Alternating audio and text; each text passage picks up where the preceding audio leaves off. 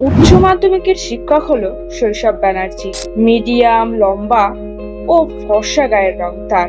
তো খুবই সুন্দর। স্কুলে ক্লাস নেওয়াকালীন তার চোখ পড়ে 12-এর এ সেকশনের একটি জানলার দিকে। সেই জানলার পিছন ফিরে রয়েছে এক বিনুনি বাঁধা কালো মেয়ে। বলা বাহুল্য যে সেই মেয়েটির কালো লম্বা চুলের প্রেমেই পড়েছে সে। এখনো দেখেনি তার মুখ। মনে মনে ভাবে সে। কে এই মেয়েটি?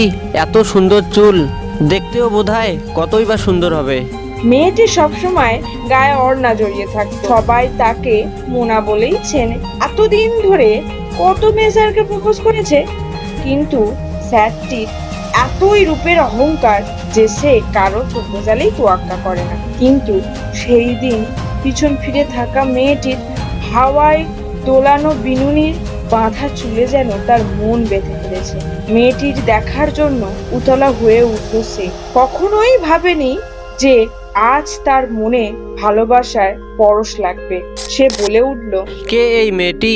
কোথায় বা বাড়ি তার? মনে মনে একথা ভাবতে ভাবতে ক্লাস শেষ হতে না হতেই সে গিয়ে পৌঁছালো 12-এর এ সেকশন ক্লাসরুম। পার্ট 1 দেখার জন্য অনেক অনেক ধন্যবাদ।